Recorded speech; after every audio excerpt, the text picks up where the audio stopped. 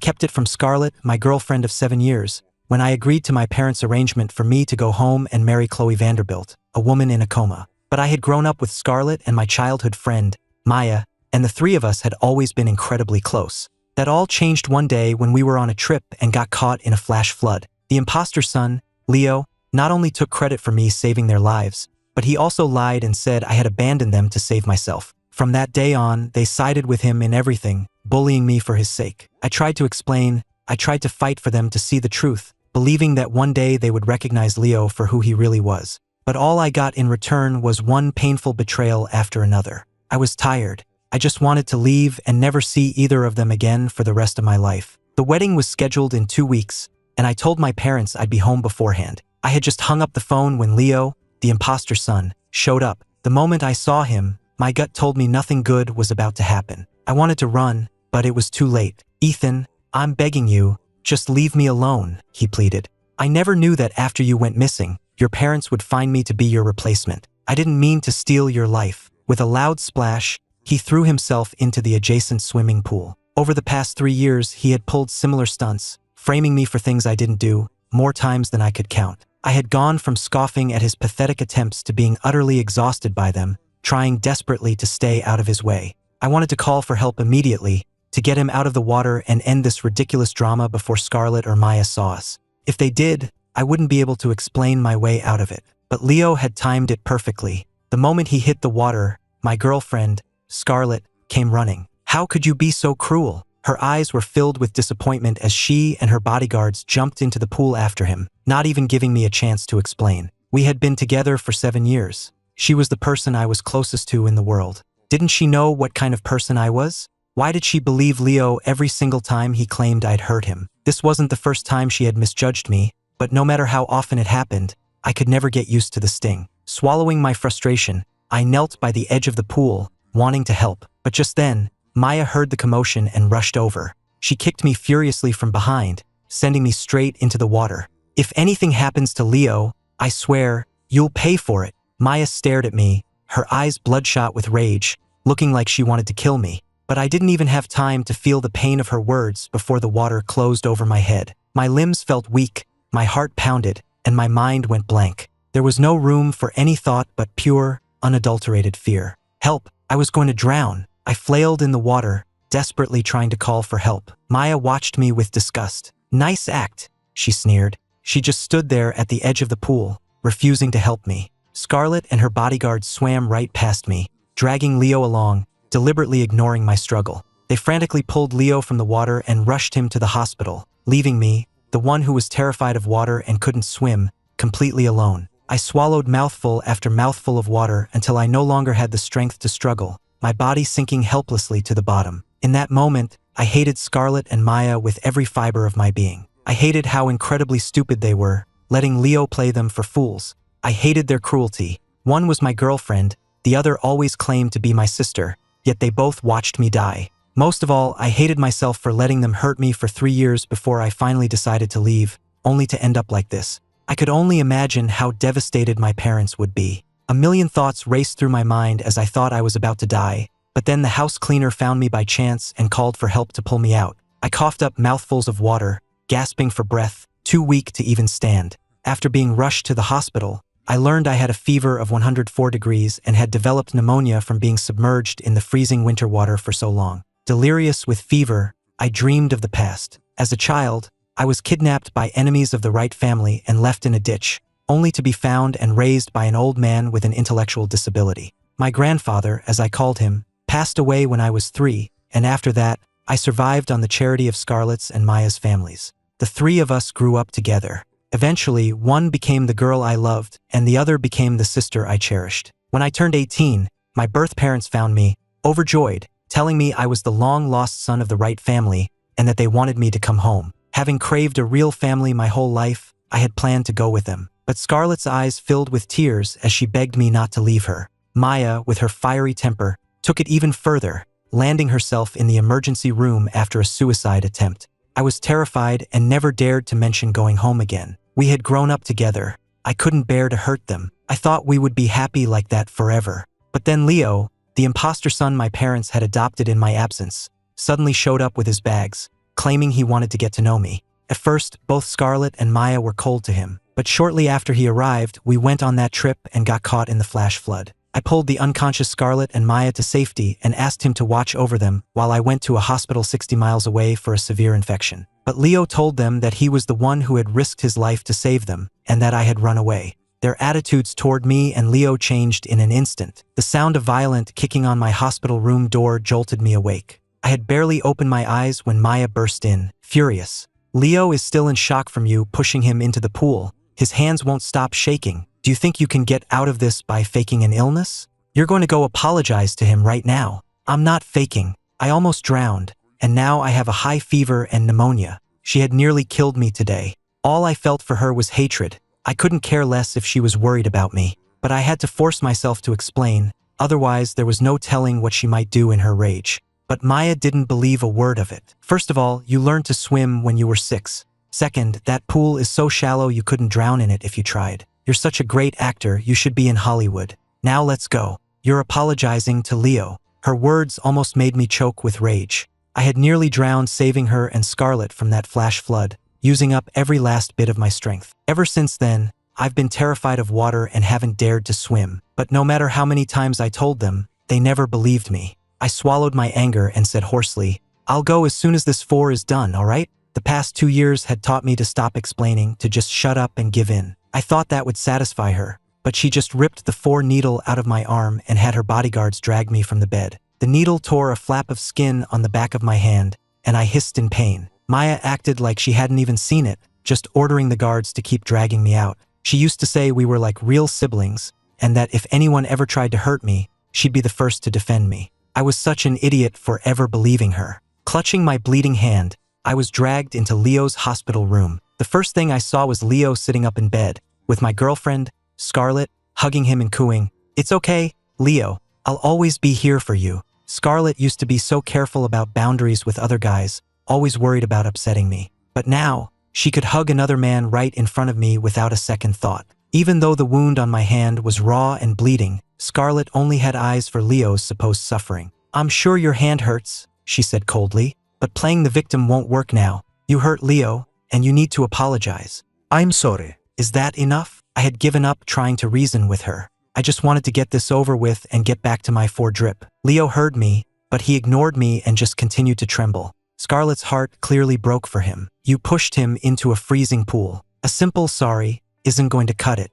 I almost died. I shot back, a sharp pain stabbing at my chest. Isn't that enough? Then what do you want? Scarlett hesitated, as if she was reluctant to say it. Scarlett, if you don't want to, it's fine, Leo said, putting on a disappointed act. Scarlett sighed and turned to me. Leo has always wanted to enter the international jewelry design competition, but he doesn't have a strong enough portfolio. That collection you've been working on is perfect. I've decided to give it to him. No. I don't agree. That collection was my baby, the culmination of 5 years of inspiration, of countless sleepless nights. She had asked to see the sketches, saying she just wanted to look at them, and I had trusted her. What right did she have to give my work away? Scarlett completely ignored my protest. It doesn't matter if you agree or not. I'm submitting the portfolio to the competition under Leo's name. I was livid. If you do that, I'll sue him for plagiarism. The original sketches are with me, and you deleted all the photos of them. What proof do you have? Ethan, just listen to me. You owe Leo. Consider this your way of making it up to him. Her casual words sent a chill through my body, draining all my strength. For the past 3 years, I had told myself she was just being deceived by Leo, and I was only disappointed in her. But in this moment, all I felt was pure hatred. I had given her the original sketches and deleted the photos, just like she asked. It never occurred to me that she was plotting against me the entire time. But what she didn't know was that on every single one of those sketches, I had written my name in invisible ink. Did she really think she could use my life's work to build Leo a reputation as some design prodigy? Not a chance. The day the competition winners are announced would be the day Leo was exposed as a fraud. I fought back a wave of scorn and anger. Ms. Preston, you already had this all planned out, so why bother asking me? But remember this, we're even now. I don't owe you a single thing anymore. I always called her Scarlett, never Ms. Preston. She frowned, looking like she was about to say something, but a single complaint from Leo instantly captured all of her attention. She and Maya were falling all over themselves to dote on Leo, just like they used to compete for my attention. It used to make me sad to see it. Now it just made me sick. A girlfriend who was emotionally cheating on me, and a childhood friend who nearly got me killed for a manipulative snake. Both of them disgusted me. Fighting back both physical and emotional nausea, I quickly left the room. I couldn't hold it in any longer. I doubled over, clutching my chest, and retched until my throat was raw. How could I have ever chosen two such vile people over my own family? That evening, my mom sent me the wedding itinerary. "What do you think?" she asked. "It's fine," I replied. "I don't care how it's done, as long as it helps our family and gets me out of Miami." I was in the hospital for a week. Maya and Scarlett were in the room right next to mine, taking care of Leo. They were less than 10 feet away, but neither of them came to see me even once. Not that I cared anymore. The day I was discharged, I went straight home and started packing. I just wanted to get out of there as fast as possible. I listed every gift Scarlett and Maya had ever given me for sale online, then called my best friend, Noah, to say goodbye over dinner. "What? You're going back to New York to get married? And you're not coming back? Do Scarlett and Maya know? There's no way they'd let you go." Noah was so shocked he dropped his steak back onto his plate. I couldn't blame him for his reaction. Anyone who knew me knew that Scarlett and Maya were the most important people in my life. I put a few more pieces of meat on his plate. "They don't know," I said, "and I have no intention of telling them." Noah poked at the food on his plate, his shock giving way to a grin. "After how they treated you, all for that pretty boy loser. It's about time you got away from them. You're right not to tell them. Those two would just find a way to ruin it." "When's the wedding?" 5 days. "My mom just sent me pictures of some tuxedos. Can you help me?" Before I could finish, Scarlett walked up to our table, looking anxious. "What wedding? Who's getting married?" Leo was right behind her. "It's not you, is it?" he asked with fake surprise. "I know you haven't been ready. Maybe Ethan is trying to force your hand?" Scarlett frowned. "Ethan, we're still young. I'm not planning on getting married this soon." The way she recoiled from the idea was so ridiculous it was almost funny. She used to be the one who was terrified I'd fall for someone else, always talking about getting married the second we were old enough. But lately, she'd been the one playing dumb, avoiding the topic whenever it came up. I bit back my irritation and gave a dismissive answer. "It's my friend's wedding, not mine." Scarlett seemed to relax instantly, and she left with Leo. "That witch," Noah fumed. "From the way she reacted, she obviously still has feelings for you. Just wait until she finds out you're really getting married. Let her stew in regret." I just zoomed in on the photos on my phone. "Okay, enough about them. Help me pick out a tux and a best man suit." My plan was simple. Say goodbye to my best friend, finish packing, and head to New York for the wedding. With only a few days left, I thought I was finally in the clear. But not long after Scarlett and Leo left, a story broke online. The two of them, along with Maya, were spotted checking into a hotel and then visiting the infectious disease unit at a men's health clinic. Maya was a moderately famous actress, so the story immediately started trending. Noah and I had just finished picking out the suits when the news alert popped up on my phone. "She hasn't even broken up with you and she's already doing this? She's unbelievable," Noah said, shaking his head. "Ethan, are you really okay? You can talk to me if you're not, man. Don't bottle this stuff up." I closed the news app. It would have hurt me before, but not anymore. If I still cared about Scarlett that much, I would have lost my mind by now. I had made my peace with it. I didn't care if it was Maya or Scarlett with Leo, or even all three of them together. It had nothing to do with me anymore. But on my way home, I noticed people staring at me with strange looks, and it made my skin crawl. I didn't understand what was happening until another news alert popped up. Scarlett and Maya had publicly stated that I was the one with the STD, not Leo. They were deliberately throwing me under the bus. To make matters worse, Leo posted on Twitter, heavily implying that I used to work as a male escort and that it was no surprise I'd catch something. Now, the entire internet believed I was a prostitute with an STD. I thought after the last 3 years, nothing could faze me anymore. But seeing their lies, I was so furious my face turned beet red. They weren't at our place, so I threw on a mask and a hat and headed straight for the Preston family's estate. Leo had made it to the final round of the design competition using my portfolio, and Scarlett and Maya were throwing a party to celebrate. "This is a private party. No dogs and no you allowed. Get lost before I call security," Leo sneered, blocking my path and flashing the Rolex he had taken from me. He used to be so careful, always afraid I was recording him, putting on a fake, polite act whenever we were alone. He never would have said something so nasty. This time, he wasn't even trying to hide his contempt. I fought to keep my voice even. "You don't need security.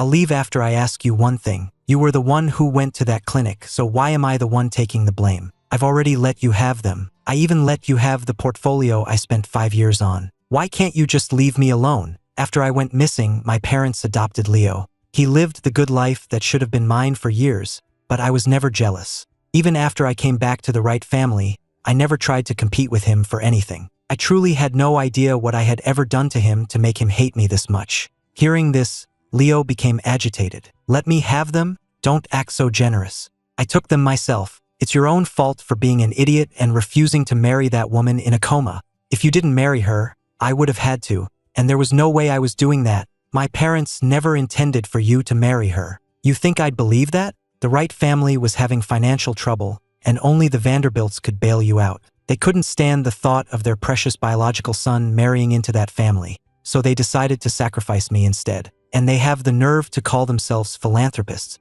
What a joke! My parents had been nothing but good to him. How dare he talk about them like that? My vision turned red with fury. Leo! I yelled. Ah! He shrieked, collapsing to the floor and shattering the wine glass in his hand. The next thing I knew, Maya shoved me hard, sending me sprawling to the ground. Ethan, didn't I warn you to stop bullying Leo? If you touch him again, you can get the hell out of my house and go back to being the unwanted orphan you are. My head slammed against the wall, and my vision swam. Shards of glass from the broken wine glass dug into my palm, the pain so sharp I couldn't speak. But Maya didn't even glance at me. She just helped Leo to his feet and walked away with him. Scarlett saw what happened from across the room and hurried over, not because she was concerned for me, but because she was afraid I'd make a scene. The usually gentle Scarlett roughly pulled me out of the ballroom. Ethan, this is Leo's party. Can you please just stop? It's just a few sketches. You can always draw more. That was 5 years of my life. How many 5-year periods does a person get?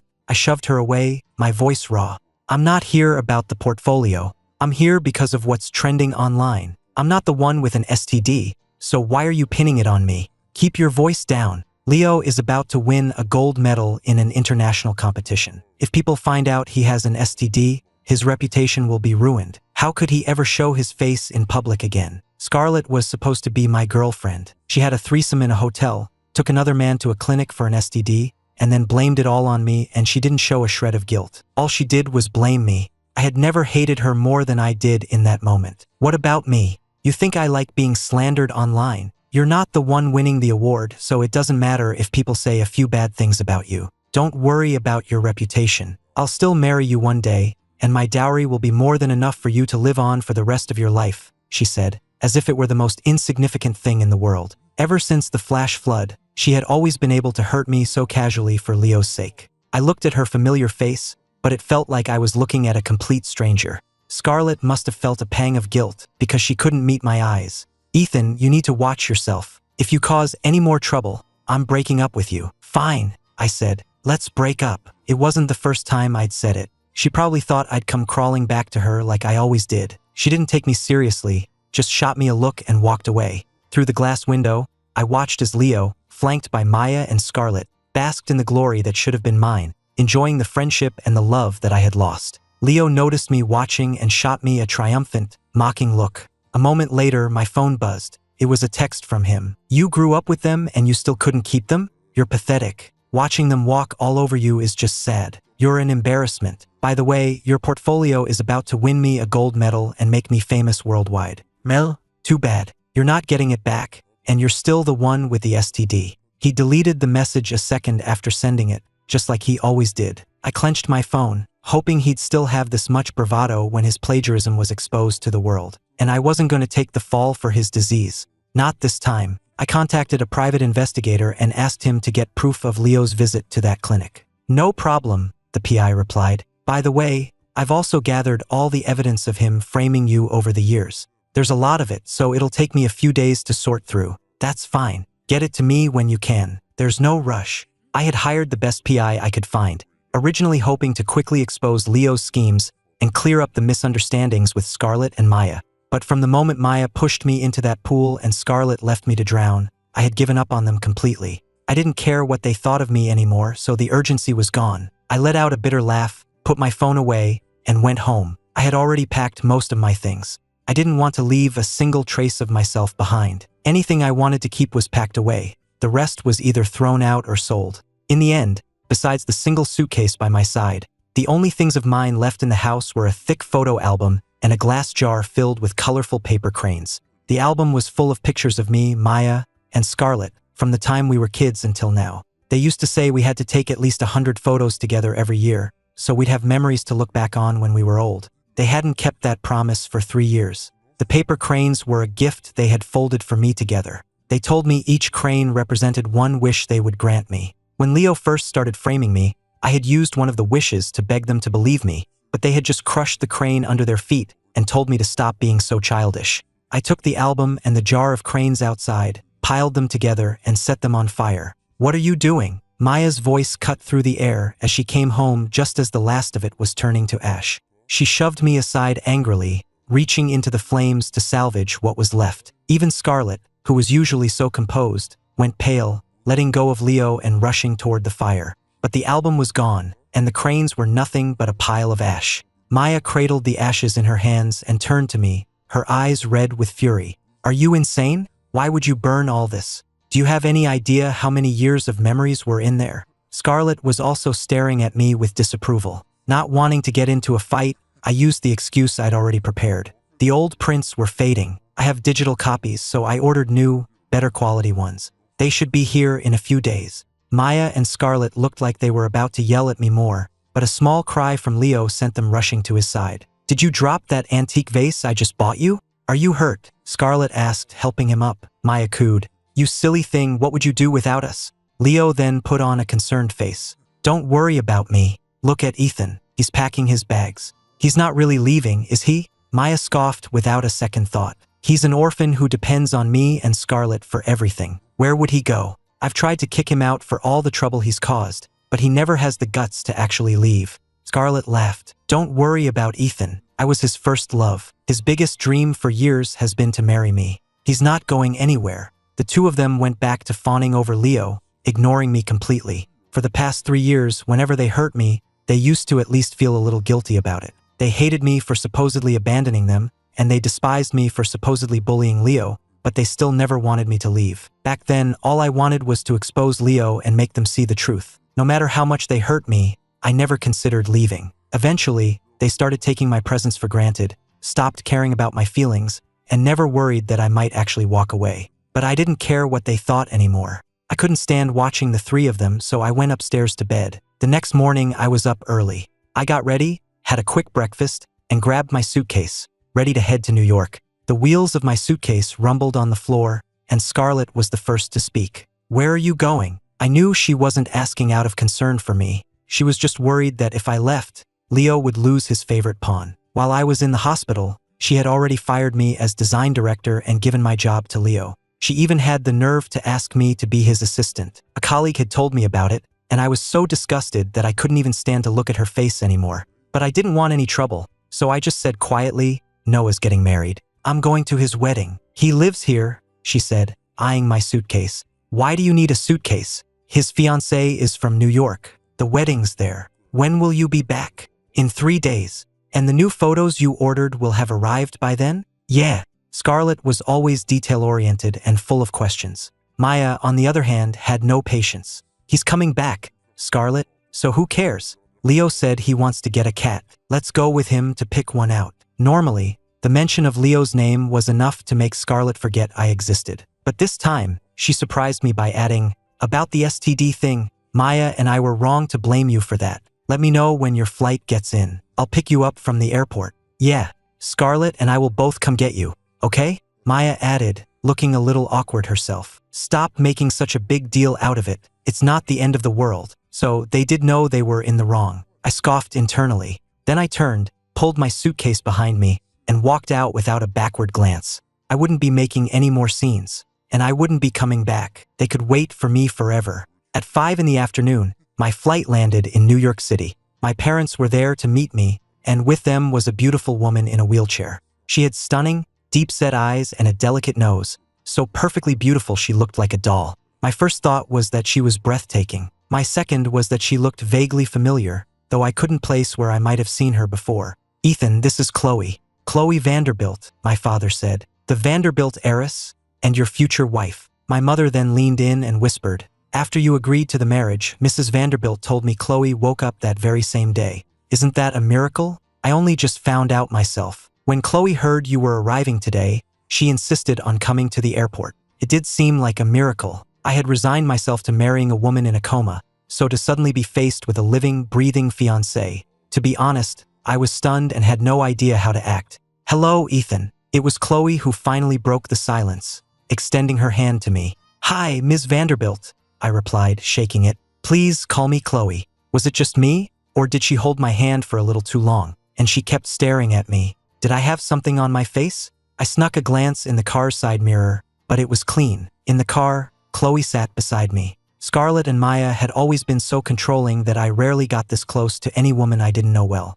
I felt incredibly awkward, but she was going to be my wife, and I felt I had to explain the whole STD rumor to her. "Chloe," I started, "about those rumors online about me going to a clinic. Do you want to sue them for slander?" She cut in. "I had my team save all the evidence before they took the posts down. You have more than enough to press charges." I was stunned. I pulled out my phone and saw that the trending topic was gone, and all the nasty comments on my Twitter account had been deleted. I had been bracing myself for her anger and disgust, but it seemed she hadn't doubted me for a second. I didn't know what to feel. "Our wedding is just around the corner. Let's deal with it after that." "Whatever you say, Ethan," Chloe agreed, then smoothly changed the subject. "You studied jewelry design at NYU, right?" I was relieved she dropped the awkward subject. "I've seen your previous work," she continued. "Your first major piece, if I remember correctly, was that tiara for your friend's sister's debutante ball, wasn't it? How did you know that?" I was genuinely surprised. I was a moderately well-known designer now, but most people only knew my more recent work. Even Scarlett and Maya had no idea what my first piece was. Chloe smiled. "I saw it by chance back then and fell in love with it, so I had someone look into the designer. I'm not usually a big talker, but I can talk about my work for hours." And she wasn't just pretending to be interested. She had clearly done her research. By the time we arrived, I felt like we were at least getting to know each other. At dinner, I met the rest of the Vanderbilt family for the first time. Our families called it a merger, but in reality, the Wrights were the ones who needed the Vanderbilts. If Chloe hadn't been in a coma, I never would have been in the running. I had expected the Vanderbilts to be cold and aloof, but they were all incredibly warm and welcoming. My future father-in-law clapped my dad on the back. "Henry, was that capital injection I sent over last week enough? If you need more, just say the word. We're family now, don't be a stranger." My future mother-in-law took my hand, beaming. "Just look at Ethan, so handsome. Here, this is for you. 1% of the company shares. Sign it now, and it will be considered a prenuptial asset. Don't underestimate 1%. The annual dividends alone were at least $50 million.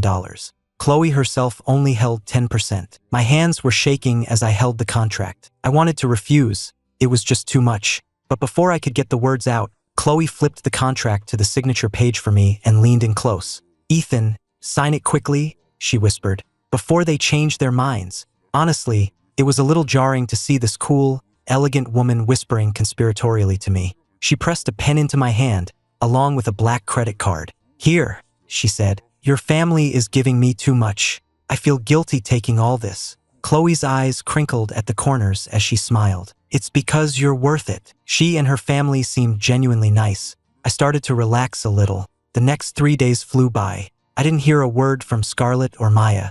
It was for the best. The last thing I wanted was them disrupting my wedding. But I should have known things wouldn't be that simple. Half an hour before the ceremony, as I was waiting backstage in my tuxedo, my phone started buzzing nonstop. I don't know how they found out, but they were spamming me with video calls. I didn't answer or reply, so they started calling me, one call every 30 seconds, like they wouldn't stop until I picked up. Annoyed, I frowned and just turned my phone off. The ceremony began. Chloe walked down the aisle on her father's arm, and he solemnly placed her hand in mine. But just as we were about to exchange rings, Scarlett and Maya burst into the hall. They stared at me on the altar, wearing the groom's boutonniere, their faces turning deathly pale. Their eyes were filled with disbelief, as if I was the one who had betrayed them. What right did they have to look at me that way? Scarlett and Leo had all but slept together right in front of me. Why would she think I'd still want to marry her? Maya had nearly killed me to defend Leo's honor. Why would she think I'd ever want to see her again, let alone treat her like a sister?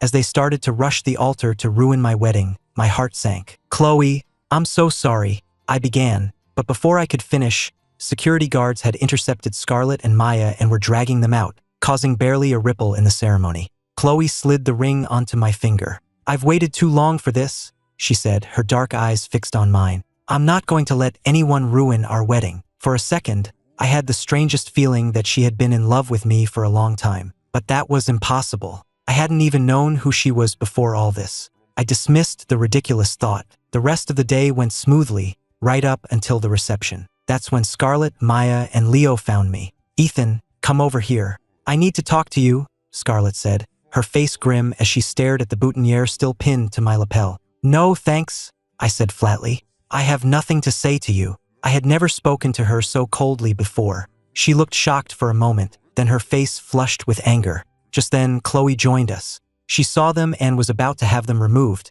but before she could say anything, Maya spoke up, her face a mask of scorn. "Ms. Vanderbilt, do you have any idea where this wedding of yours came from? He stole it from Leo. Not to mention, he has a girlfriend of 7 years that he never even broke up with before marrying you. Don't let this scumbag fool you, so that's why they were here." It was another one of Leo's schemes. Hadn't they tormented me enough for him over the past 3 years? I had already left to get away from them. Why couldn't they just let me go? I didn't want to lose my temper on my wedding day, but I couldn't help it. "Who said we didn't break up? Scarlett, you told me we were done the day you threw that party for Leo. Or has your memory gone bad?" Scarlett looked at me with disapproval. "I was just angry. You can't take that seriously. Ethan, you can't marry Leo's fiancée just to get back at me. That's wrong. You're always picking on him, and he's magnanimous enough to let it go. But this is just shameless." The sound of my hand connecting with her cheek echoed in the quiet hall. Couldn't hold it back. I was so furious I saw spots in front of my eyes,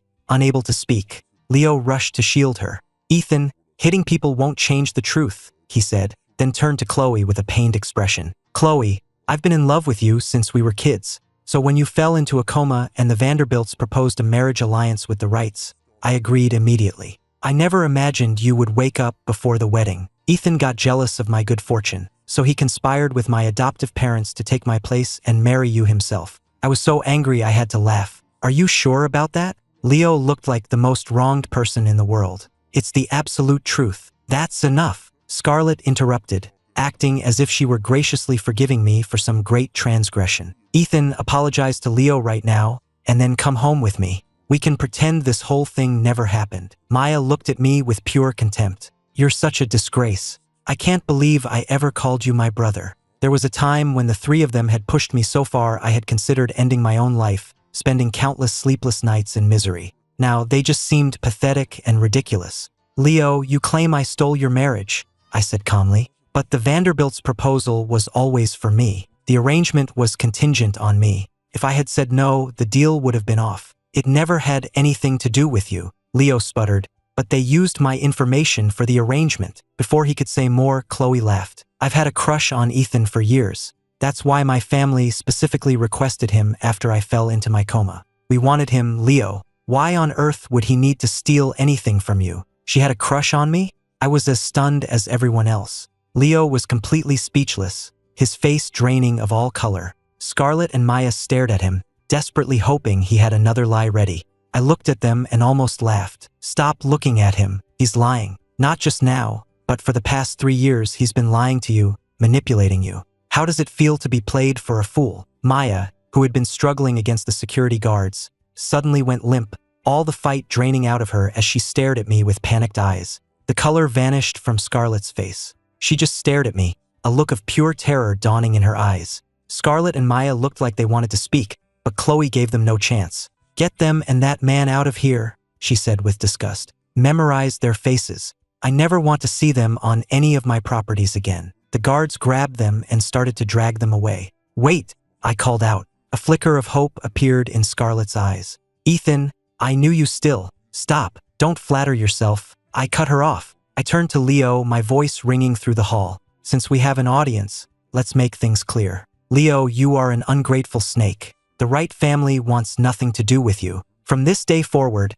you are no longer part of our family." With that, I signaled for the guards to remove them. The reception began, and it was time for the newlywed toast. Normally, Chloe and I would have made the rounds, but the Vanderbilts were one of the most powerful families in the country. There were very few guests who warranted a personal toast from the Vanderbilt heiress and her new husband. So in the end, I just met a few of the senior family members with Chloe before being sent off to eat. Ethan must be exhausted after such a long day. Chloe, dear, take him to get something to eat and rest, my new mother-in-law said, fussing over me as if I'd been through a war. Chloe smiled. Of course. She led me to the head table where the spread was different from the others. Every single dish was one of my favorites. I looked at her, surprised. You arranged this? Emicham, she said, pulling out my chair for me. Watching her bustle around in her wheelchair for my sake, I felt a strange pang of guilt. The staff can get it, I said. Or I can. You don't have to do all this. Of course I do. If I let them do everything,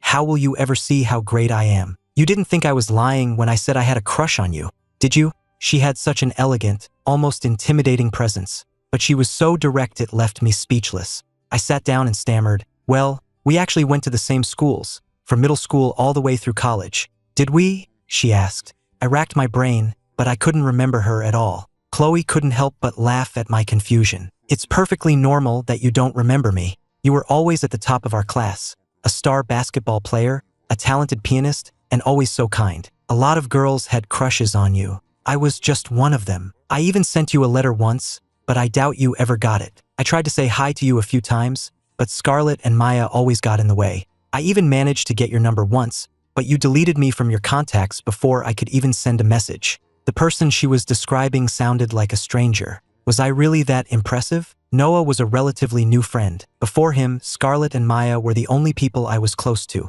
Even back when things were good, they rarely praised me. Took me a moment to respond. I'm sorry about that. I was with Scarlett for 7 years, and back when things were good, she used to get very jealous and delete women from my contacts. It's not your fault, it's hers, Chloe said. And for the record, even if I get jealous, I would never do something like that. That's not jealousy, that's a character flaw. Was she trying to turn me against Scarlett? No, I must have been mistaken. She didn't seem like the type to put others down. Besides, even if she hadn't said a word, I was done with Scarlett and Maya. The depth of my previous affection for them was now matched only by the depth of my hatred. After the reception, Chloe and I went back to our suite. I felt the need to explain. Today was an accident, I said. I won't have anything to do with Scarlett or Maya ever again. Please don't be upset. Chloe just smiled. Don't be so nervous. It's okay if you see them. Even though I'm in love with you, I still respect you and your privacy. I trust you. I was worried she'd be uncomfortable and was about to suggest we sleep in separate rooms, but she started undressing right in front of me. I quickly grabbed the comforter to cover her. Aren't you worried I'll take advantage of you? You're the man I love, she said. If you wanted to take advantage of me, it would just mean you find me attractive. I'd be thrilled. Her words made me think of Scarlett. I had been with her since I was 18. She was incredibly jealous, forbidding me from even talking to other women or having their contact information. She would open letters sent to me, go through my messages, and delete people from my phone, all without my permission. When I found out, I was furious. That's a complete violation of my privacy, I had told her. It was the first time I remember her getting truly angry with me. Don't you know what those girls want from you? You have a girlfriend. You should be keeping your distance, not leading them on. When Maya found out, she took Scarlett's side. She only does it because she loves you so much. How could you fight with her over something like this? You're breaking her heart. Just apologize and she'll forgive you. They and their families were the only people I had. When the Caldwells and the Prestons also told me I was in the wrong, I started to believe it. After 6 months of dating, she would barely even hold my hand, let alone kiss me. When I gently brought it up, she got furious. Ethan, are you just like every other guy? Is that all you think about? Do you like me for who I am? Or do you just want my body? I tried to explain that I genuinely cared for her, but she wouldn't believe me. If you really loved me, you would respect me, not just try to get me into bed. It wasn't about sex. We had been together for 6 months, and she wouldn't even kiss me. It made me wonder if she even liked me at all. Was it so wrong to want to kiss the girl I loved? I started to think I was the one in the wrong. Then Maya piled on. You're going to marry her eventually anyway, so why can't you just wait? Scarlett is just like any other girl. She wants to save that special moment for her wedding night, and I let them convince me. I told myself Scarlett loved me. She was just a little jealous and old-fashioned. I told myself Maya was my sister, and she would never lie to me. But tonight, Chloe had told me that when you love someone, you respect them, you give them their space, and you don't push them away when they want to be close. I washed up, my mind a jumble of conflicting emotions. I decided to scroll through TikTok for a bit to clear my head. But the second I turned my phone on, it was flooded with messages and missed call alerts, all from Scarlett. For a second, I thought she had finally learned the truth about Leo and was calling to apologize. But when I opened the first message, a fresh wave of rage washed over me. I almost fell for it. I almost believed Leo was the liar. You really are a vicious bastard trying to slander him like that. Leo already explained everything to me and Maya. It was a simple misunderstanding because my parents weren't clear. And for such a small thing, you had to humiliate him at your wedding and kick him out of the family? How is he supposed to face anyone now? And you're being so dramatic. All we did was ask you to cover for him about the STD. Was that really worth getting so angry that you had to run off to New York and marry someone else? I'm giving you one more chance. Tomorrow, you will publicly apologize to Leo, reaffirm his status as a son of the right family, and then get a quick divorce from Ms. Vanderbilt. If you do that, I'll consider taking you back. It was only after I stopped loving her that I realized how vile and narcissistic she truly was. Before coming to New York, I thought just getting away from her would be enough. I never wanted revenge, no matter how much I hated her. But now I understood that if I just ran, she would never stop chasing me, never stop tormenting me. I called her right back. She answered immediately. I knew you'd call. Remember, you have one day to do what I said if you want me back. You think you're some kind of prize? Chloe is 1,000 times better than you. I'd have to be an idiot to leave her for you. Ethan, Scarlett shrieked, her voice cracking with rage. What are you yelling about? Let me tell you something, Scarlett. Not only is Leo never coming back to the right family, but I'm going to expose every disgusting thing the three of you have ever done. None of you will ever hurt me again. I hate confrontation. I'll usually just let things go. If they hadn't pushed me so far, I never would have raised my voice. Scarlett was clearly stunned, and I could hear her ragged breathing on the other end. But I didn't give her a chance to reply. I just hung up and blocked her number. Then I took the hospital security footage and registration records from the PI and posted them online. I tagged Leo's professional account. At Jewelry Designer Leo, you've got the nerve to sleep around, but not to admit you caught something? You were the one at the hotel with 2 women. You were the one at the clinic. How dare you make me take the fall for it and then slander me?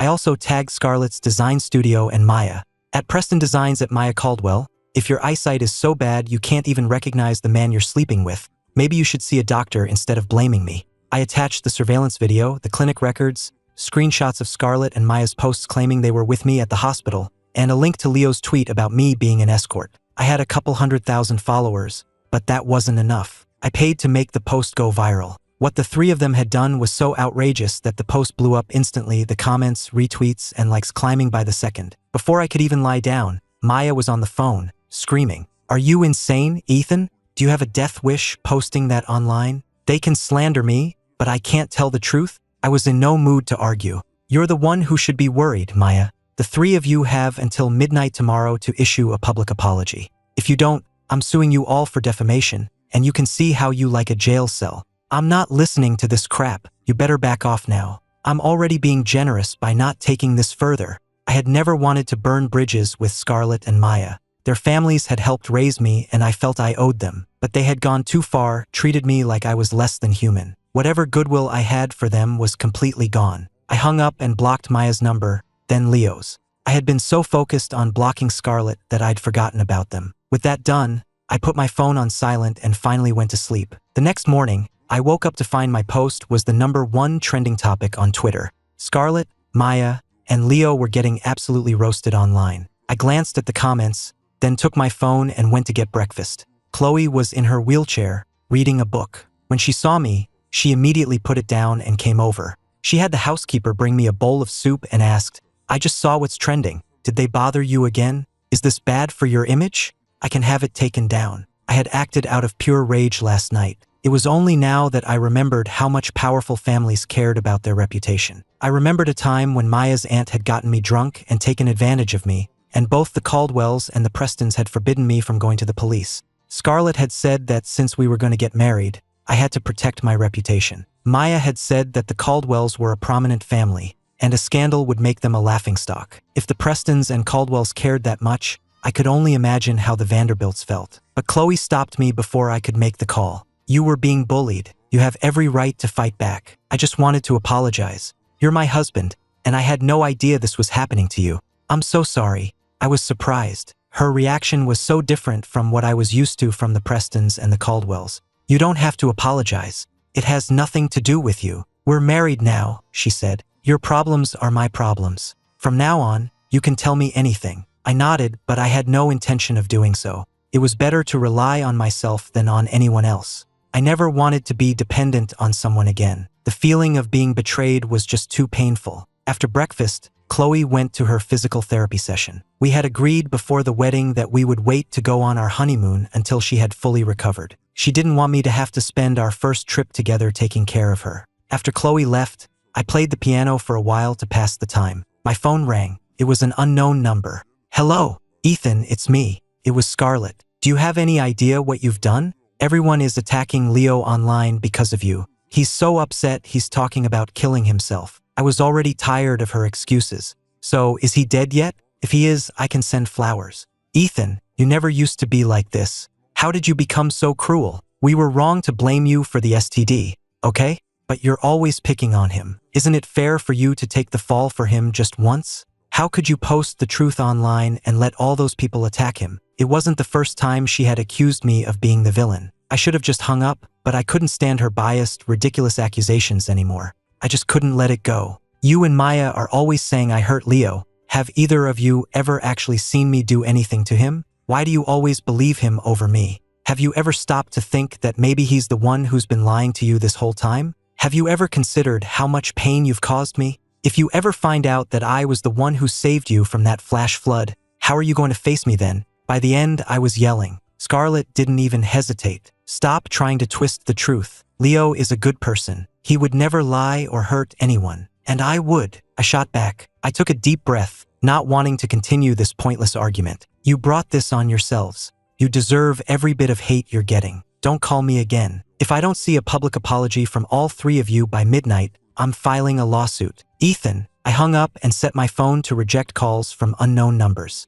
I was in no mood to play the piano anymore. Half an hour later, Scarlett, Maya, and Leo posted a public apology to me online. But no sooner had their apology gone up than a new story started trending, completely overshadowing it.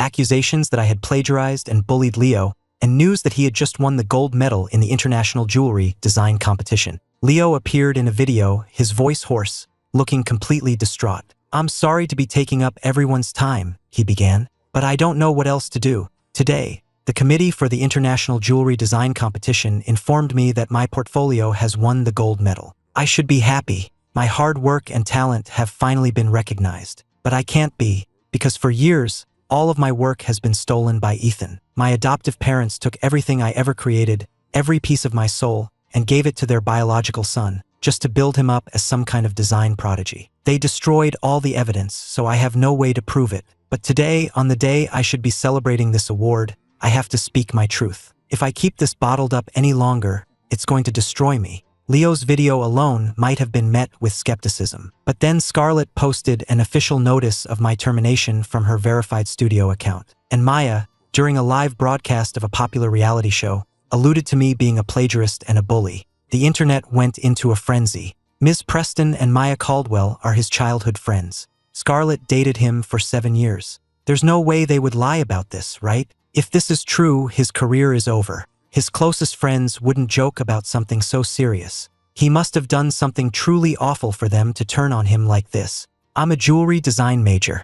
I just looked at Leo's award-winning collection and Ethan's past work. The design language is identical. I can't believe I used to look up to him. He's just a thief. In an instant, the entire internet turned against me. Chloe stopped her physical therapy and came to find me, a worried frown on her face. She had always been a fan of my work, so I expected her to be furious, to demand an explanation just like everyone else. But all she said was, "Do you have proof that he stole your work? If you do, give it to me. I'll have my team release it immediately to clear your name, and we can get our lawyers started on a lawsuit." "You don't doubt me? Why would I?" she said without a moment's hesitation. "You're not that kind of person." A warmth spread through my chest as I looked at her unwavering trust. "I have proof," I said. "Don't worry, but there is one thing I need your help with." Thank God she wasn't like Scarlett and Maya. Thank God she believed me. Half an hour later, I was in a live video chat with Leo. The comment section was a waterfall of insults directed at me.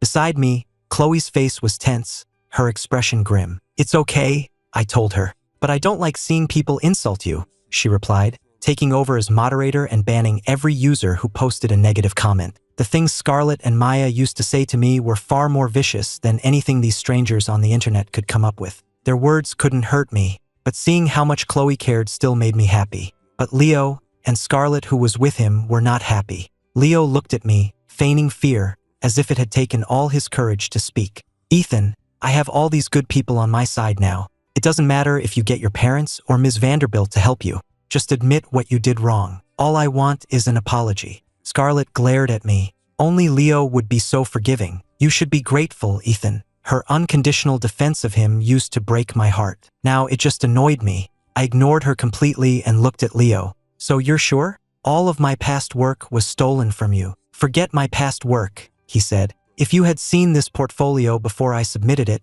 you would have stolen it too. I thought of you all as my real family, and this is how you treat me. By the end, he was choking back sobs. Scarlett handed him a tissue, her heart clearly aching for him. Don't cry, she soothed. Everyone knows the truth now. All I want is an apology. Is that really too much to ask? Leo said, tears streaming down his face. The comments on the screen grew even more hateful. I ignored the comments and fixed Scarlett with a cold stare. Leo is sure I plagiarized him. What about you, Ms. Preston? Do you have anything to add? A flicker of guilt crossed her eyes, and she hesitated. But one look from the red-eyed Leo, and her expression hardened. Ethan, stop trying to deny it, she said, her brow furrowed. Maya and I personally watched Leo draw every single one of those designs. You were wrong. Just apologize. I didn't answer her. Instead, I took out my phone, unblocked Maya's number, and called her, putting the call on speaker for everyone to hear. Maya, everyone is saying I'm a plagiarist. What do you think?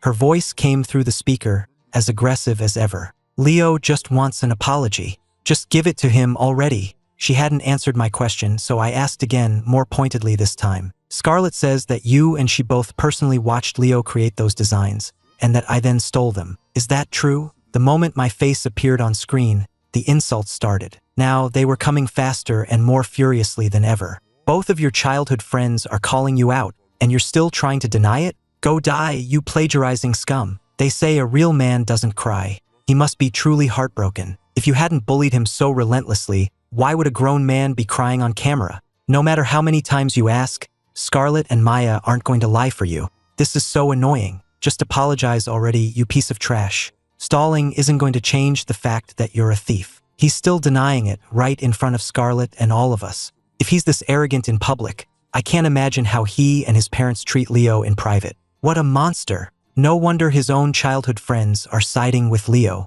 If I were him, I'd be too ashamed to show my face. I'd have killed myself by now. The comments kept rolling in. Maya's furious voice crackled over the speaker. Yes, it's true. It's true. It's true. Is that clear enough for you? You've bullied him for years, you stole his work. You owe him a debt you can never repay. Now apologize to him, right now. A look of triumphant mockery flashed in Leo's eyes, but his voice was choked with emotion. Yes, Ethan, I'm a forgiving person. Just say you're sorry. I let him finish.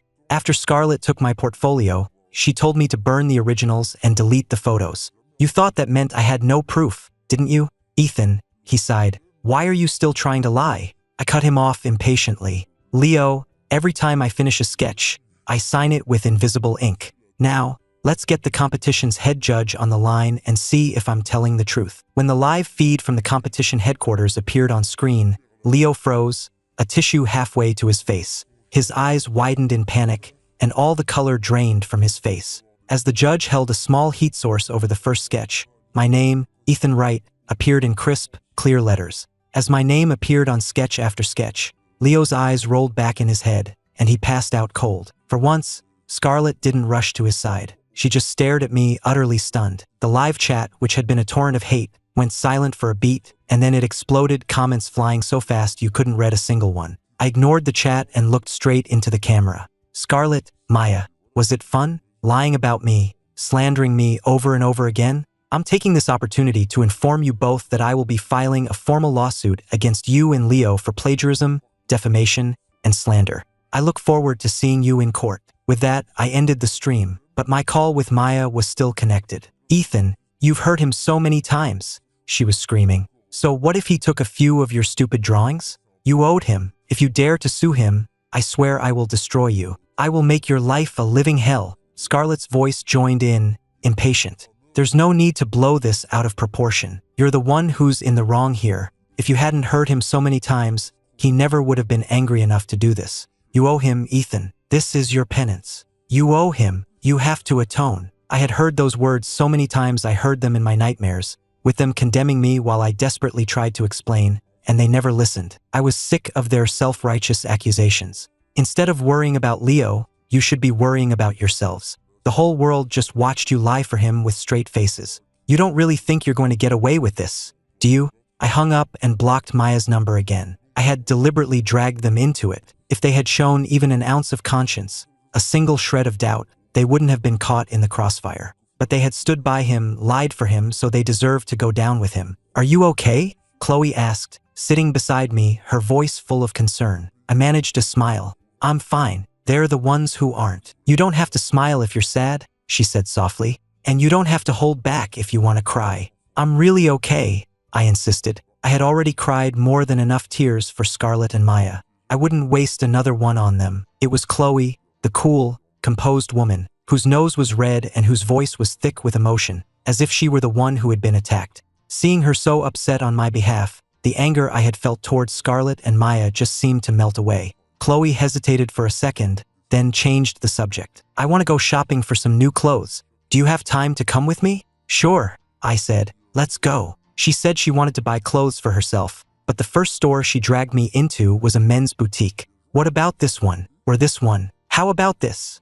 She asked, pointing out several suits and having the salesman pull them for me to try on. I was confused. I thought we were shopping for you. There's nothing new I want right now, she said. But I already have plenty of suits, I protested. That's different. I haven't bought a single one of them for you. That makes me a terrible wife, doesn't it? Her sudden self-criticism was so unexpected I didn't know whether to laugh or cry. We had only known each other for 5 days. When would she have had the chance to buy me a suit? But Chloe didn't care about logic. She turned to the salesman and said, "We'll take one of every suit you have in the store. Please have them delivered to the Vanderbilt estate." The Wrights, the Prestons, the Caldwells, they were all wealthy families, but none of them would ever spend money so extravagantly. Wait, I said quickly. I don't want all these. Chloe turned to me, her voice dropping to a whisper. Why not? You accepted gifts from Scarlett and Maya. Does this mean you don't like me? No, it's not that. It's just, it's too many. And some of them aren't really my style. That's fine. You can just give away the ones you don't like or sell them. Before I could protest further, she had already swiped her card. After the transaction was complete, she looked at me with an innocent expression on her beautiful face. It would be embarrassing for the Vanderbilt family to ask for a refund now. Let's go. Escorted out by a beaming salesman, I was then led by Chloe into a luxury watch boutique. See anything you like, honey? She asked. No, I said automatically. When Scarlett and Maya used to be nice to me, they loved giving me gifts, but they hated it when I asked for anything. I had gotten so used to just passively accepting whatever they gave me that I had forgotten how to want things for myself. Chloe gave me a surprised look, then made the decision for me. All right then, we'll take one of every model over $300,000. Actually, I said quickly, snapping out of my reverie, I think I like that one in the middle. As soon as the watch was boxed up,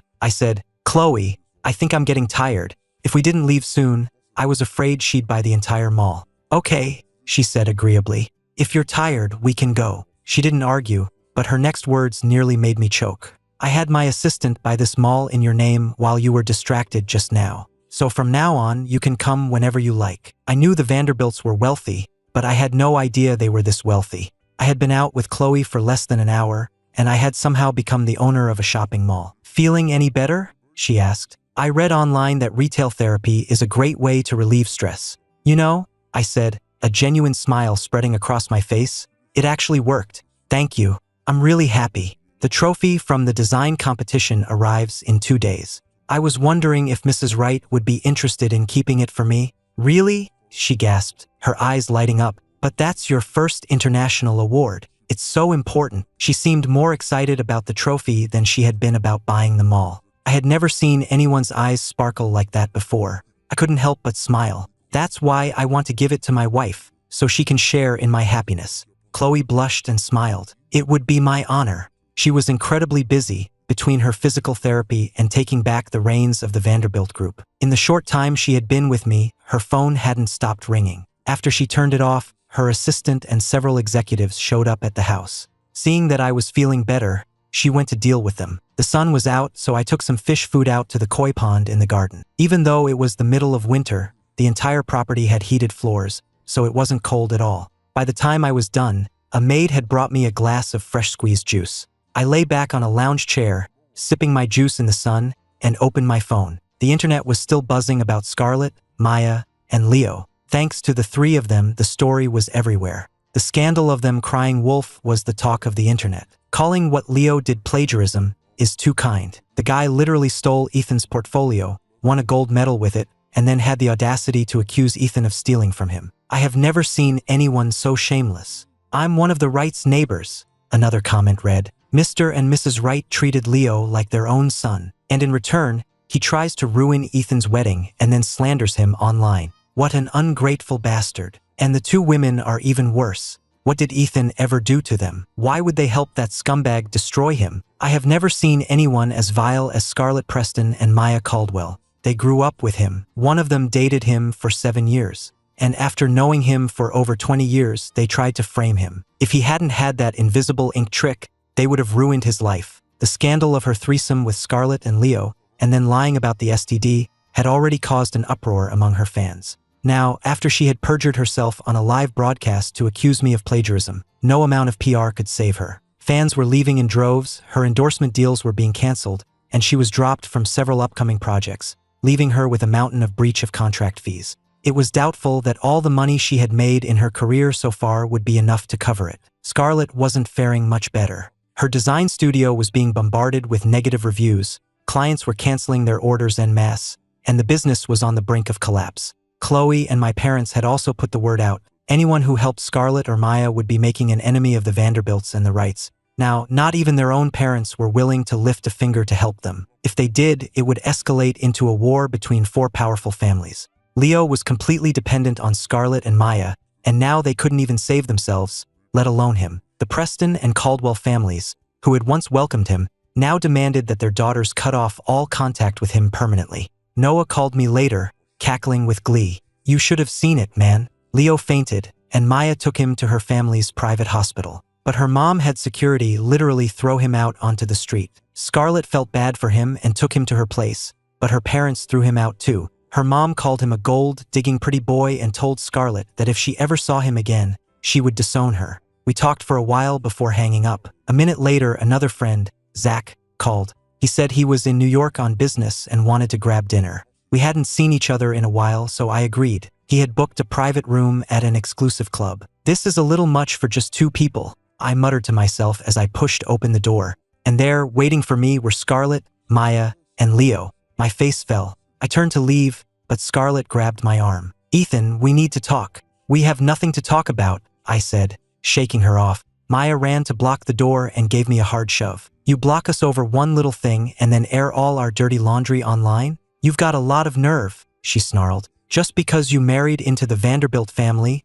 you think you can look down on us now? I managed to sidestep just in time to avoid slamming into the corner of a table, but I still banged my lower back, a sharp pain shooting up my spine. Leo put on his peacemaker act. Maya, we all know what Ethan is like. Let's just be the bigger people here. We came to make peace. Remember? He's a bastard who doesn't deserve it, she shot back. I rubbed my aching back, in no mood to deal with them. Get out of my way. Scarlett frowned. Ethan, I admit what we did was wrong, but you had hurt Leo so many times before. You owed him. We all agreed that the portfolio would be your compensation. How could you go behind our backs and expose the truth like that? When did I ever agree to that? I exploded. You shamelessly stole my work. At my words, both Scarlett and Maya looked uncomfortable. But then Leo's eyes started to well up with tears again. Ethan, I was willing to let the past go. All I wanted was that portfolio as an apology. Don't you feel any remorse for what you've done? Seeing him so upset,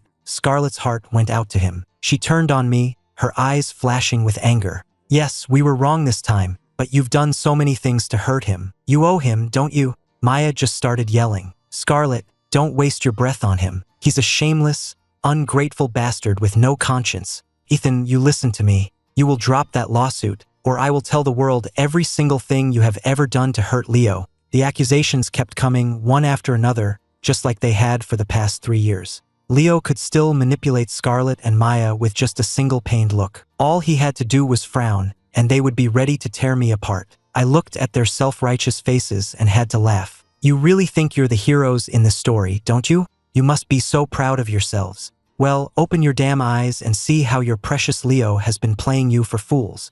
I threw the entire file of evidence the PI had given me that morning right at them. I had planned to mail it to them after dinner. This saved me the postage. I unblocked their numbers and sent them all the video files as well. The sharp edges of the papers left small cuts on their faces, but neither of them seemed to notice. They stared at the papers scattered on the floor and the videos now on their phones, their faces growing paler with each passing second. It was all there. 3 years ago, when Leo came home beaten and bruised, claiming some thugs had done it on my orders. The man they had caught had confessed that I had paid him. Scarlett and Maya, claiming they were protecting me from going to jail, had refused to involve the police and had blamed me ever since. But the PI had photos of Leo laughing and sharing meals with that same thug on multiple occasions, and records showing that just before the attack, Leo had withdrawn $30,000 in cash, and that exact amount had been deposited into the thug's account. 2 years ago, when Leo kept framing me in places with no security cameras, I had gotten so desperate that I had tried to use a pinhole camera to catch him in the act, but he had discovered it.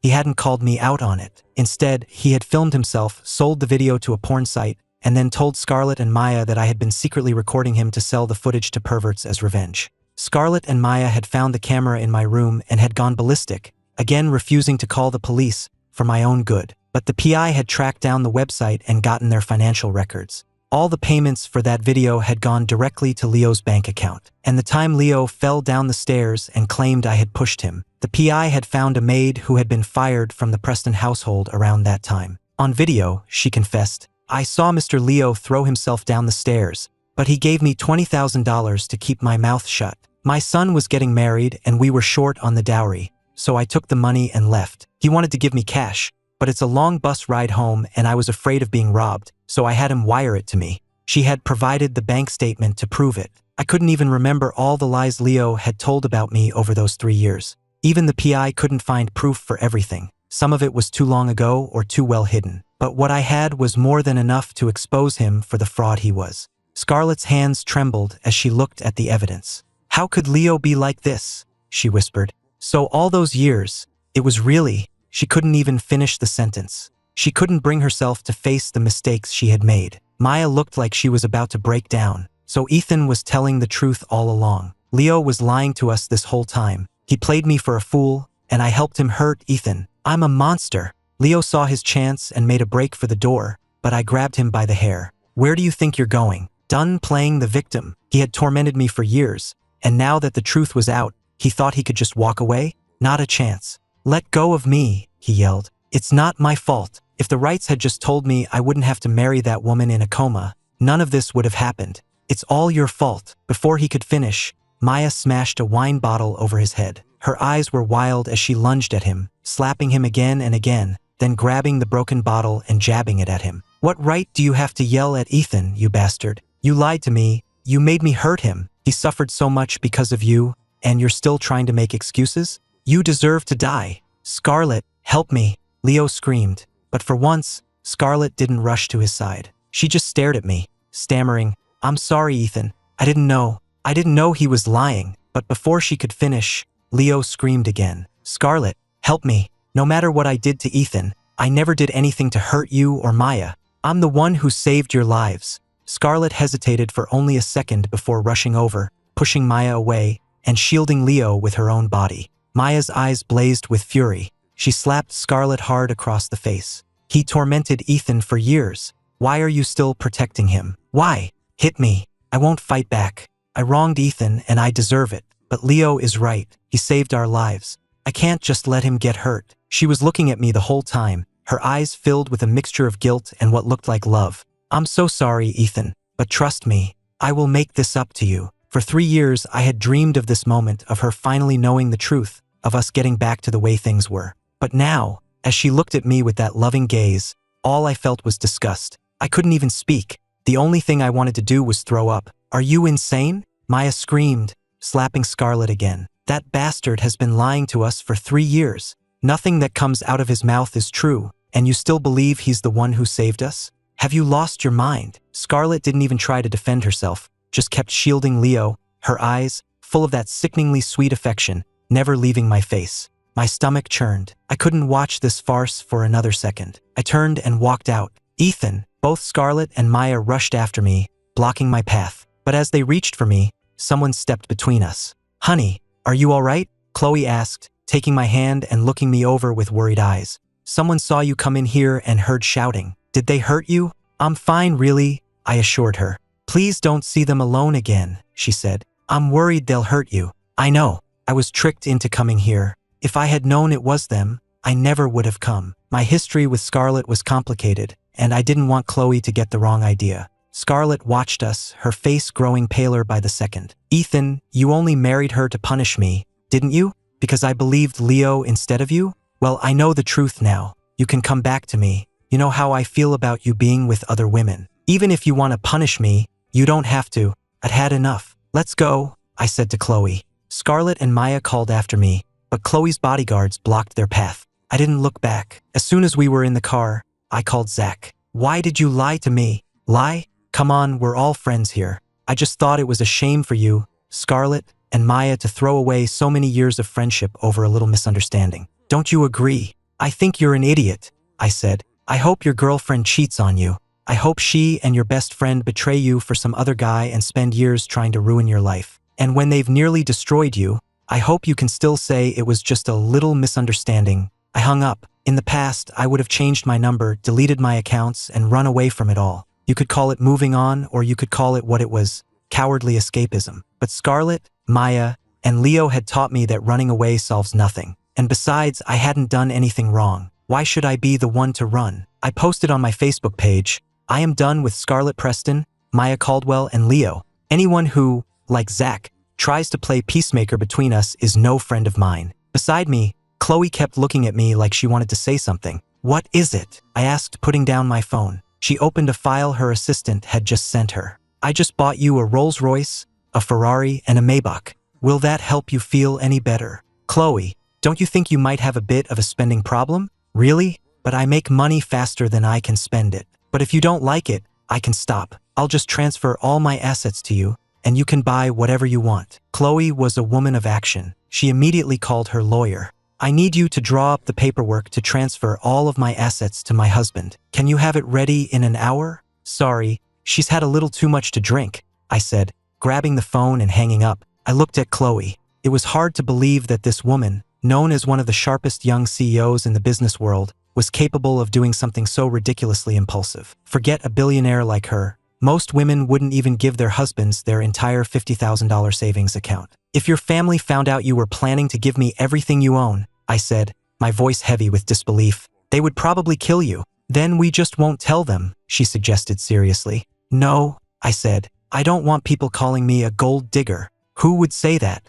I'll deal with them. I don't want to take advantage of my wife like that. Besides, I like the surprise of getting gifts. Getting small presents every now and then is much more fun than getting one huge one all at once." "Oh, okay then. We won't do the transfer," she said immediately, her face so serious I couldn't help but smile. When we got home, she had 20 bodyguards waiting for me, 10 men and 10 women. "Honey, pick 2 to be your personal security detail. It'll make me feel better." "Can I pick 1 man and 1 woman?" I asked. Scarlett and Maya had always hated me even being around other women. I didn't have enough experience to know if all women were like that. Chloe didn't even blink. "Of course, pick whoever you want. The first one in the second row looks like that actress you like. Do you want her? Or you can pick a few, and they can work in shifts." "You don't mind." "Why would I? I trust you. And frankly, I have confidence in myself. If any woman could just come along and steal you away from me, then I'd be the one with the problem, not you." I looked at her, surprised, and then I smiled. I had thought this arranged marriage would be a nightmare. Now, I wasn't so sure. After getting my security sorted, Chloe went back to work. That evening, she took me out to dinner to meet some of her friends. "Nice to meet you, man. Here's a little something for you. Welcome to the family. You're even more handsome in person. That watch I picked out is going to look great on you." Chloe told us most of your friends are back in Miami, and she was worried you'd be lonely when she's busy. "So seriously, if you ever want to hang out, just give me a call." I'm always free. Me too. I know all the best spots in the city. A whole group of them gathered around me, all incredibly friendly. It was a strange experience for me. Scarlett had never allowed me to be friends with any woman besides Maya, and she even got jealous if I was too close with my male friends. I knew her friends by name, but that was it. But Chloe's friends were all gathered around me, talking and laughing, and she wasn't the least bit bothered. In fact, she was telling them all about my hobbies and interests, helping me break the ice. I thought I would be awkward around so many new people, but Chloe's friends were warm without being overbearing. I found myself actually having a good time. I started to relax. I turned to look at Chloe and found her already looking at me. Her gaze so focused and intense it was as if I was the only person in the room. For some reason, my heart skipped a beat. After dinner, Chloe and I said our goodbyes and left. But the moment we stepped out of the hotel, we saw Scarlett. She rushed over, and when she saw me holding Chloe's hand, the panicked, guilty look in her eyes turned to rage. "Ethan, I know you married her to get back at me, but you don't have to be so intimate with her. You know I hate it when you're like this with other women." I cut her off, my voice cold as ice. "Don't be so delusional. Why on earth would you think I still have feelings for you, after you cheated on me with Leo and spent years tormenting me for his sake? You disgust me." Scarlett quickly tried to explain. "I swear, I didn't cheat on you. We only went to the hotel because he spilled something on his clothes. Nothing happened between us, and I don't have any disease. All those times I helped him, it was only because he was tricking me. I have never had feelings for him. I'm sorry. I know I broke your heart, and that's why you married someone else, to punish me. But I know the truth now. I'll cut him out of my life completely. You've punished me enough. It's time for you to get a divorce and come back to me." She reached for my arm again, but I yanked it away. "Just give it up, Scarlett. I don't love you anymore," I said. "I have a wife now. The only relationship we have is plaintiff and defendant." Her eyes turned red. "I get it. You're just saying that because you're disappointed that I'm still protecting Leo. But he saved my life. I can't just turn my back on him. Besides, all his lies ended up hurting him more than you, didn't they? Why can't you just let it go?" Maya and her bodyguards beat him so badly he's disfigured, with broken ribs. He's still lying in a hospital bed, unable to move. Hasn't he suffered enough? Just 1 month ago, I had been torn apart by my love and hate for her, driven to the point of despair. Now, all I could think was how I could have been so blind as to ever love a person like this. If you can't understand plain English, then there's nothing more to say. I didn't even look at her. I just took Chloe's hand. "Let's go, honey." The word slipped out before I realized it, and I felt a flush of embarrassment. Thankfully, Chloe didn't tease me. She just squeezed my hand and said softly, "Okay, Ethan, how can you call her that?" Scarlett cried, her face ashen as she tried to follow us. "We've known each other for 25 years. We were together for 7. You can't just throw all that away and fall in love with someone else, right, Ethan?" But a single glance from Chloe was enough for the bodyguards to block her path. For the next few weeks, Scarlett kept trying to approach me, but the bodyguards always intercepted her. She finally seemed to realize that I hadn't married Chloe just to spite her. I had truly moved on. That's when she really started to panic. Even with the bodyguards holding her back, she screamed at me, losing all composure. "I'm sorry, Ethan. Everything was my fault, but it was only because Leo tricked me. I never meant to hurt you. He saved my life. I couldn't just betray him, but I swear, I'm done with him now. From now on, I'll never believe anyone who says a bad word against you. Please just give me one more chance.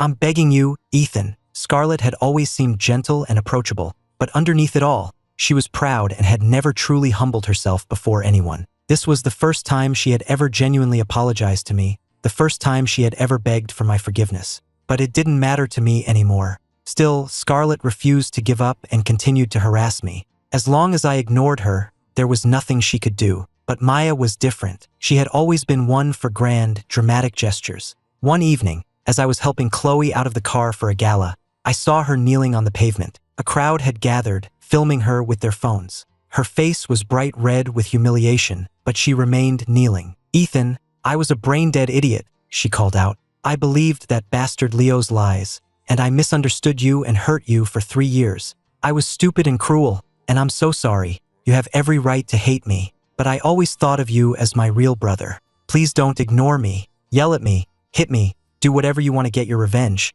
Just please, talk to me." She screamed her apology, her voice raw. I paid her no mind, so she began to crawl towards me on her knees. "Ethan, please, acknowledge me. Are you afraid to dirty your hands on me? Fine, I'll do it myself." She started slapping her own face over and over until her cheeks were red and swollen. I didn't give her a second glance as I walked into the hotel with Chloe. When we left hours later, she was still there, kneeling on the cold ground. When I got home, she was kneeling outside my front door. Scarlett had harassed me for weeks, and now Maya had been putting on this display for just as long. Even the strongest person couldn't endure that kind of abuse. She eventually collapsed and was taken to the hospital. Her parents called and asked me to visit her in the hospital. I refused. The next day, Mr. and Mrs. Caldwell, along with Scarlett's mother, came to my house. I could go the rest of my life without ever speaking to Scarlett or Maya again, but their parents had helped raise me.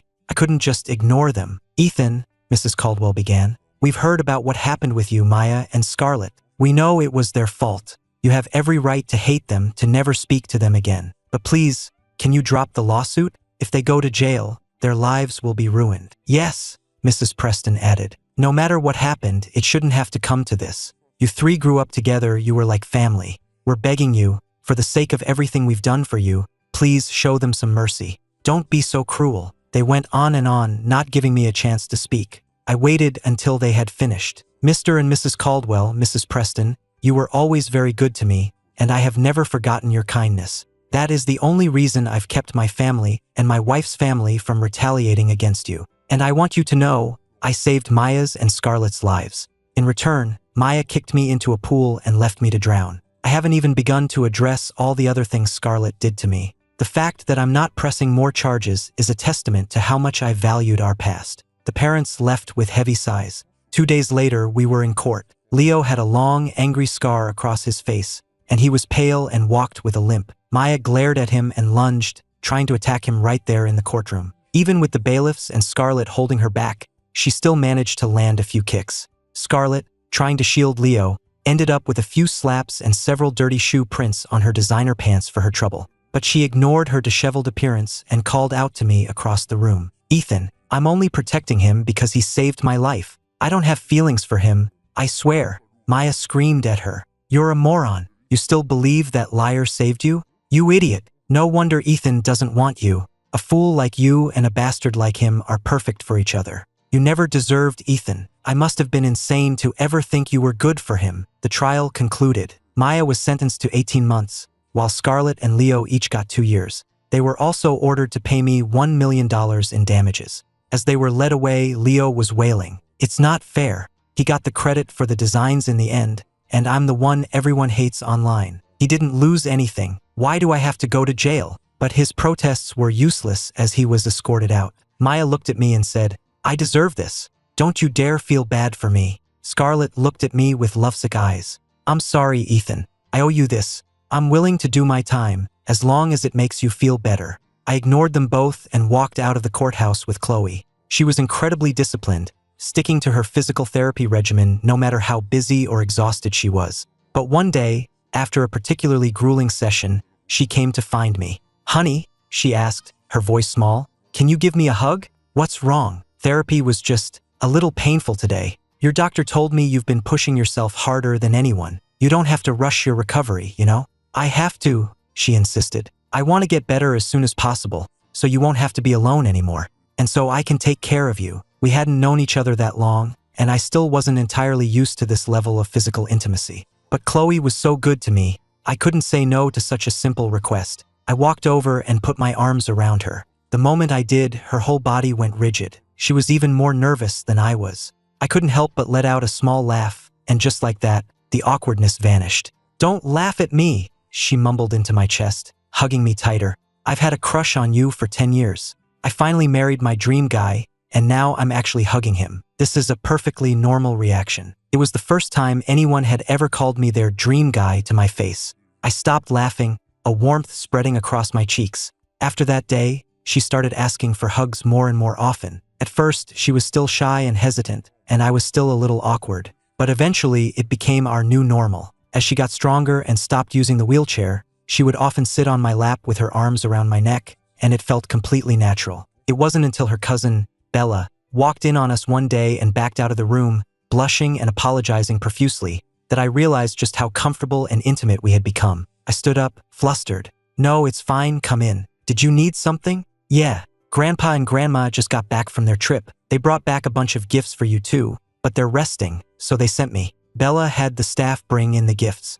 As she was leaving, she winked at me. "You know, Chloe is always posting about you on Facebook, but you never like or comment." We were all starting to worry. "But after seeing you two just now, I can tell everything is just fine." "She does." I opened Chloe's Facebook profile on my phone, but it was completely blank. "Yes, she does," Bella insisted, pulling out her own phone. "Look, my husband wore the custom suit I bought him today and turned every head in the room. Men and women were staring. Jealous? You can be, but he's still my husband." The post was accompanied by several pictures of me in the suit. Another post read, "My husband is sunbathing after feeding the koi. The light hits his face just right, he's practically glowing. How did I get so lucky to marry such a handsome man?" It was a picture of me relaxing on the lounge chair. It's winter break. I remember seeing my husband for the first time on my way home from school during winter break in the 7th grade. It was love at first sight. All these years later, my dream guy is my husband. I'm the luckiest woman in the world. The post included photos of me from middle school through college,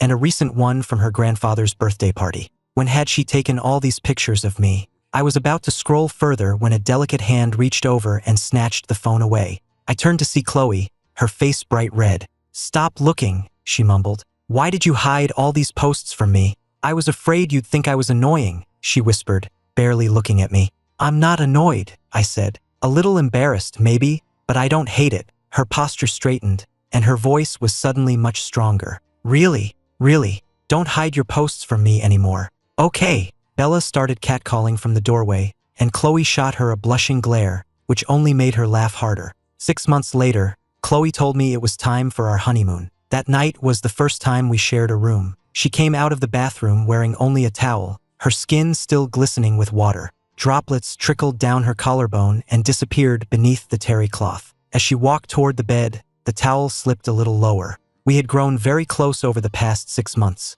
She would often sit in my lap and we would kiss. But this was the first time she had ever been so exposed in front of me. I took one look and felt my ears start to burn. "Let's get some sleep." "Good night," I said quickly, pulling back the covers to get into bed. But I wasn't fast enough. She slipped into my arms, tilted her head back, and pouted. "Don't you think I'm pretty, honey?" I had no choice but to look at her. Her hair was still damp from the shower, her eyes seemed to shimmer, and her lips were a deep, inviting red. She looked like a beautiful siren. Her intense gaze made my heart pound in my chest, and my hand, resting on her waist, grew clammy. "You're beautiful," I managed to say. "Then why won't you look at me?" she whispered, biting her lower lip. "Please, just look at me." No man on earth could have resisted her in that moment. I leaned down and kissed her. A year and a half later, Chloe was pregnant. One morning, as she was suffering from another bout of morning sickness, our housekeeper called to me. "Mr. Wright, there's a strange woman outside. Should I have security remove her?"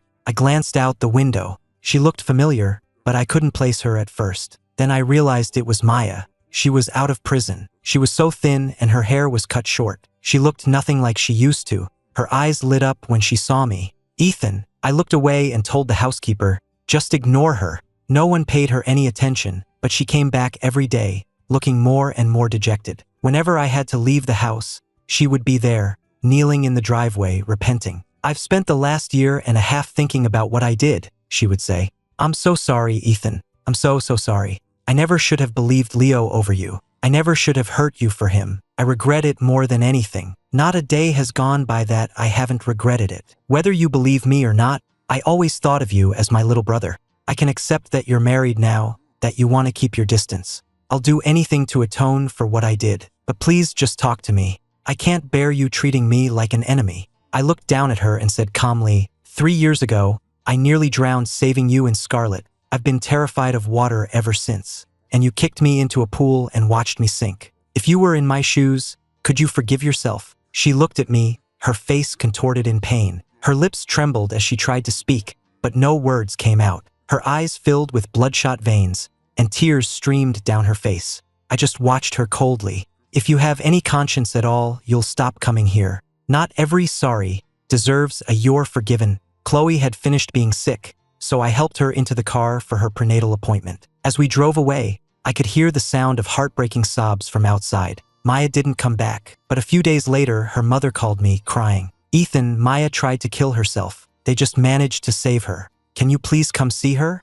I'm begging you. I didn't say yes or no. I just said, I keep thinking all those years ago, when Maya tried to kill herself to make me stay, if I had just gone home with my parents then, would any of this have ever happened? Mrs. Caldwell didn't say anything else. She just hung up, sobbing. The day Leo and Scarlett were released from prison was the same day my son was born. I had arranged for someone to keep an eye on Leo, planning my revenge for when he got out. But before I had a chance to do anything, he was beaten nearly to death by a group of thugs on the day of his release. A week later, he fell into a pond and almost drowned. 2 weeks after that, videos of him with various unattractive women appeared on porn sites. A month later, he accidentally fell down a flight of stairs and was left paralyzed from the waist down. Leo called the police and Maya was arrested. She was sentenced to 10 years. She had once been a rising star, and now she was going back to prison for assault right after being released. The media went into a frenzy. Maya faced the cameras perfectly calm. I spent years hurting my brother because of that bastard's lies. I had to get justice for him. For every lie that monster told about my brother, I made it his reality. He got exactly what he deserved. I saw the interview, but I turned it off after a few seconds. While Scarlett was in prison, her mother had brought her illegitimate son into the family business, giving him Scarlett's position. Since her release, she had been locked in a bitter power struggle with him. It was only after Maya paralyzed Leo that she came to find me, furious. Yes, we all wronged you, but we went to prison for it. We've paid our debt. Why won't you just leave Leo alone? He hurt you, yes, but he also saved my life and Maya's. You turned Maya against him, made her betray our savior and cripple him. Don't you think you've gone too far? I watched her hysterical rant, feeling nothing at all. First of all, I never told Maya to do anything. Second, why don't you open your eyes and see who really saved you? I pulled up a link the PI had sent me and showed it to her. It was a small, local news article from 3 years ago about a heroic rescue during the flash flood. And there, in one of the photos, was a picture of me, pulling an unconscious Scarlett from the water. The story had never gotten any traction. The PI had only found it by chance. If I wasn't so sick of her harassing me, I never would have bothered showing it to her. Scarlett stared at the photo, her body going limp as if her strings had been cut. She sank to the floor. How can this be? She whispered. Leo said he was the one who saved me. He said you ran away. Why would he lie about that too? How could he make such a fool out of me? I ignored her and turned to leave, but she scrambled to her feet and ran after me. I'm sorry, Ethan. It was all Leo's lies. It was all my fault. You have every right to hate me, but I regret it so much now. I'll make it up to you, I swear. Please, just come back to me. Honey, the baby's crying, Chloe's voice called from inside. We had a nanny, and both my parents and my in-laws were visiting. It was never my turn to get the baby. She was clearly doing it on purpose, but I played along. Coming, I called back. Scarlett looked like she had been physically struck. You have a child? With her? Ethan, after everything we had, you can just throw it all away. Think about everything you've done, I said, and then ask yourself that question again. Don't you see how ridiculous you sound? But it wasn't my fault. I was tricked, she sobbed, covering her face as tears streamed through her fingers. I didn't spare her another glance and had the bodyguards remove her. Not long after that, Leo, paralyzed and alone, starved to death in his apartment. Scarlett was apparently with him when he died. I heard she had a complete mental breakdown and her mother had her committed. I heard the news on the day of my son's 100-day celebration. Giving birth is so painful and dangerous, I said to Chloe later, holding our son. Don't listen to our parents. We're not having any more. I kissed her, my heart aching for what she had gone through. She had suffered so much during the delivery. People joked that while childbirth often took a toll on a woman's appearance, it had only made Chloe more beautiful, giving her a new kind of allure. But all I could feel was sympathy for her pain. Whatever my husband says, she murmured. Good girl, I whispered back. They say that when things are at their worst, they can only get better. It seemed my bad luck had finally run out.